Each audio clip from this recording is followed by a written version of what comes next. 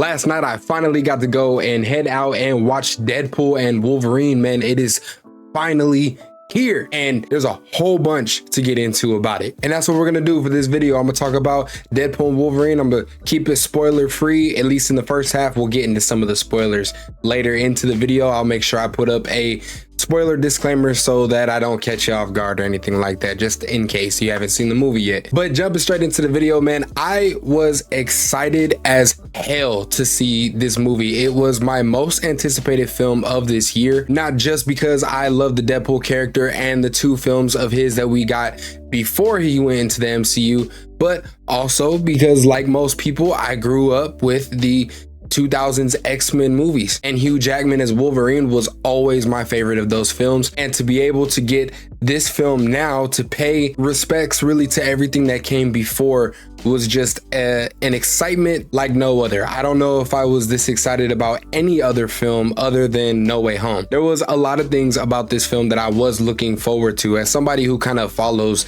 the leaks and the rumors, there was a lot that I was looking forward to, but I will say that I was still surprised. I was still caught off guard. I was still surprised at a lot of the things that they delivered in this film for the best. There was a lot of talk online about maybe Marvel put too much in their trailers. They're kind of spoiling, the movie. No, they didn't. Honestly, they didn't show anything in those trailers compared to what the film actually has. Sean Levy, I think, did a great job with this film. I know that there was a lot of skepticism and not really too sure if he could do it. And mind you, I do like a lot of his past films: Adam Project, Free Guy, Real Steel, the Night at the Museum movies, and even going way back to my childhood, he had a hand in the Big Fat Liar movie with Paul Giamatti. So admittedly, there wasn't a lot of reason to be hesitant or skeptical about him being able to pull off this film.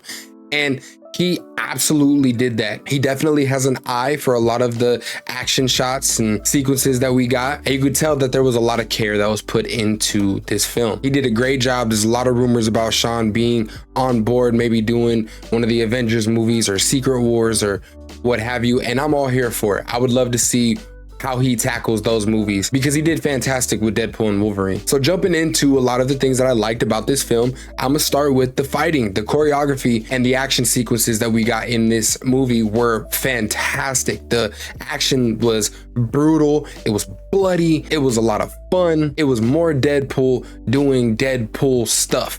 But on top of that, Hugh Jackman's Wolverine was just savage as all hell. There were some things that they made Wolverine do in this movie that I did not see coming. And the action above all just looked really good, and it was a lot of fun to watch. The comedy in this movie was, oh my God, it was definitely the comedic energy of the Deadpool films, which was a huge shock because they were saying some jokes that I was surprised that Disney signed off on. Some of the jokes were not only taking shots at Fox, but also taking shots at Disney and Marvel and current state of things. It was just really awesome to see that self-awareness, but thrown in such a comedic way, and it worked every time. Every joke land, I was cracking up in my seat the entire time. It was hilarious, which kind of goes into the pairing of these two characters that we have, Deadpool and Wolverine, a match made in heaven. The chemistry between Hugh Jackman and Ryan Reynolds is very obvious on screen, and it translates well into their characters of Wolverine and Deadpool, and the banter and the arguing and the back and forth that they deal with. This is almost like an MCU version of Grumpy Old Men, and it's hilarious the entire way through. You never get enough of them just talking to each other. It's hilarious. How many times have I said hilarious so far? And enjoyable the whole way through. Cassandra Nova as the villain of this film, I honestly didn't think originally that she was going to be the main villain of the film. I thought maybe she would be like a henchman or working for somebody, but no, she's pretty much our main villain, and she does a fantastic job. Cassandra Nova is menacing, she's smart, she's witty, she's extremely powerful, and she definitely brings this level of tension, and it's very present within her in this story. I found her to be very intriguing. I hope we get to see more of Cassandra Nova in some other project, whether it is this version or another variant. because the delivery on her was more than what I expected it to be in the best way possible. Something that did kind of catch me off guard, which we got a little bit of a vibe from in the final trailer, I believe last week, is the emotional beats of this film. Throughout all of the comedy and all of the action, the emotional story that is told and the serious tones that are there work, and they hit really hard to the point that when it is done right, those moments allow you to step out of the comedy for a second and just feel for the characters. DeadPool does have a very emotional centered motivation for this film, but I think even more than that, the story that I was invested into the most was Logan's. His story and his arc I thought was fascinating. They were able to take this character that we've grown up with for the last 25 years or so and gave him so many emotional moments that really hit, and gave yet another way for this character to grow and have an arc. And Hugh's performance,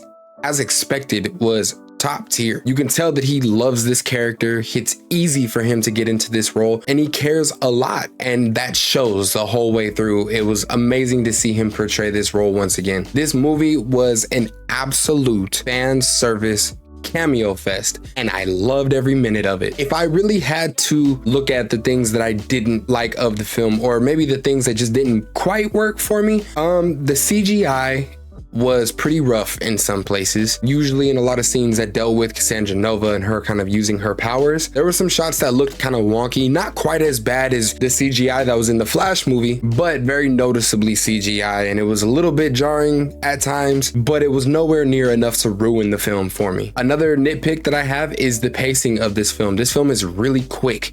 You move from moment to moment, beat to beat, and most of the time it worked, but at some moments, mainly in the beginning half of the film, the jumping back and forth kind of took me out of some of the serious moments that I was mentioning earlier. But in my opinion, it does get a little bit fixed when we go into the back half of the film. Some of the emotional moments and the serious tones that were introduced into the second half, you get a little bit more of a moment to live with that and feel it. And it's not quite as back and forth or jumping to the next scene. Not a spoiler, this was in the trailer, but specifically the scene that we saw where he's talking to X-23, that scene is really nice, really worked for me. Okay, so for this part of the video, this is where we're going to talk a little bit about some spoilers that went on in the film. If you haven't seen the film yet, or you're not trying to have something spoiled, or you just don't want the film spoiled for you, go ahead and fast forward maybe a couple minutes, and then we'll get to the wrap up of the video. But okay, getting into the cameos for this film. Boy, I'm telling you, the team that they picked for this film was perfect. It was amazing and just feel good, man. And it really allowed for this movie to celebrate the comic book movies that came before the time of the MCU. And it was done tastefully, respectfully, and it felt really good. And like I said before, as somebody who does follow the rumors and the leaks that come out, I was still pleasantly surprised and satisfied with everyone that showed up in this film. So getting into it, talk about some of the cameos that we saw. First one that I want to bring up is Chris Evans, man, as Johnny Storm. That shit was amazing. Now, at first, when they did this little shot of his arm while he's pointing, I thought it was Cap. I thought it was Steve Rogers, Captain America. But then real quick, we see that it was Chris Evans as Johnny mother effing Storm, man. And I'm not even mad about it. His performance was so well done, and it was so different from Captain America. The nostalgic beats are there from the old Fantastic Four movies, the suit, and it was hilarious to see him go back and forth with Deadpool and their banter and argument. I actually would not be mad if we saw more of Chris Evans as Johnny Storm in the MCU in some way, shape, or form. But it was just great to have Chris Evans back into the MCU, even if it was for a little bit. The smaller cameos that we got, they were pretty cool, you know, like Hazazel or, you know, the Juggernaut. It was cool to see them, even though the Juggernaut was not the same OG actor from the original X-Men films. It was still pretty dope because it was the same outfit. He was a little bit smaller, but he was a tall dude. Hey, it worked. It was nice. But then talking about some of the bigger ones, Jennifer Gardner Elektra. That was awesome to see. She stepped back into this role so well and so seamlessly. And you know what? I gotta be real. Like, I don't fully remember her standalone film as Elektra, but even her and her performance from the OG Daredevil film with Ben Affleck, she felt the same, and she was badass. That was a great nostalgic cameo, and she was a fantastic pick for the team that they put together. And then getting into Channing Tatum's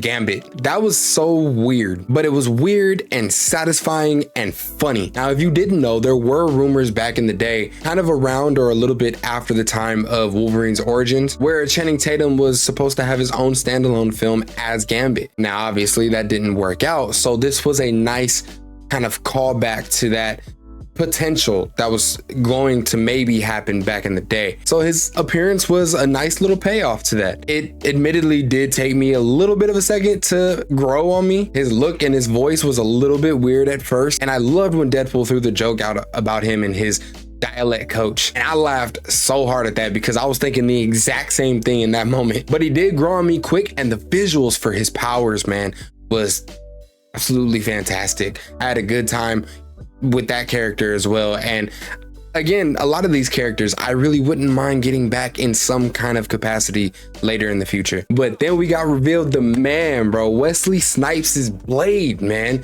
That was fantastic. That was probably the most excited that I was for any of the cameos, was to see his Blade return. Those 3 Blade movies will always be a fond memory of mine and in the minds of nerds, and what those movies did for comic book movies, because it's arguable that without Blade and that trilogy, comic book movies very well wouldn't be what they are today. And to see Wesley Snipes come back into this role, step into this role and absolutely kill it was amazing. He is Blade, and he looked so dope and felt the exact same. I clapped and I yelled when he popped up on screen. A couple more I do got to talk about though is the Daphne King X-23, which we knew, everybody knew it was coming. But all I have to say about Daphne King as X-23 is please stay in the MCU. She, like everybody else, was absolutely amazing. She was brutal, and she was honestly a big part of getting Logan to get off his ass and to step up. And it was one big nostalgic callback between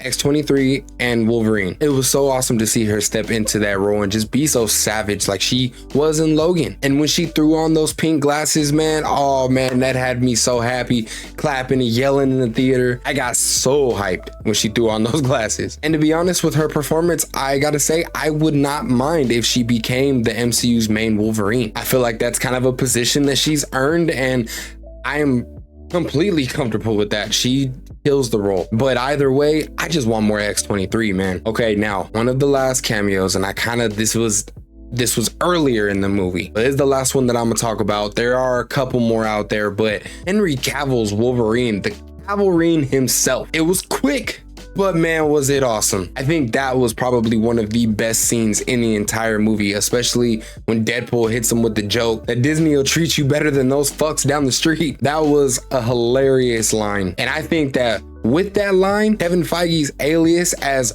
White Suge Knight definitely shows, because that shot at DC is obvious and it's a little fun, the beef between the two studios. It feels great, and man, seeing Henry Cavill as Wolverine, that was dope. He looked good, he played it well, and I also wouldn't be upset if he ended up being the MCU's main Wolverine. But who knows if that'll happen, or if it'll end up being like another John Krasinski type situation when he played Reed and we just never saw him as Reed again. I will say that with those cameos though, I do wish that we got more X-Men in this film and got to see some of the OGs. But even without them, the cameos that we did get, it was satisfying and they were just awesome to see. Spoilers over. We back? You guys good? Okay.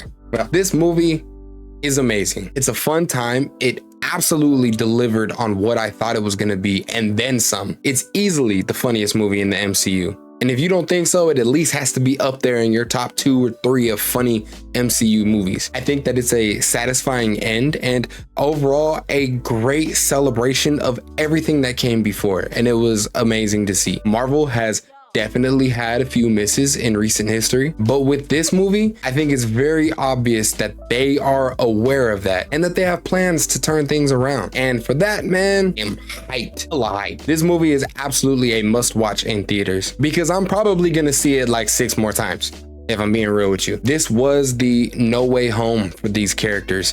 This was the film that did everything I wanted Multiverse of Madness to do. and better. For me, this movie is a solid 8 out of 10. It was a great time, and from what I'm seeing, I am definitely not the only one that feels that way. So let me know if you are somebody who went to go and see it yesterday, today, or you're planning to go see it in the next week or whatever. Let me know your hype level. Let me know what you thought about the movie, because I think that despite everything else that's kind of going on, Marvel fans definitely got to win with this one. Leave your thoughts down below. If I missed anything or you got a favorite cameo, put that down in the comments. I'll just say be careful about the comments if you don't want any spoilers though, because you never know. But that is pretty much my thoughts on Deadpool and Wolverine. I'm happy we're here and I can't wait for what's next. Make sure you hit that like button if you did enjoy this video. Subscribe so that you catch any of the future videos that I put out. I finished up a few shows. There's a lot of movie news, so there's going to be some videos coming out soon. Wouldn't want you to miss them. I appreciate you for watching this video. I know that there's so many review videos out there, so I appreciate you giving me your time and checking out my thoughts. But y'all be cool and stay smooth. I'm out and stay geeked up.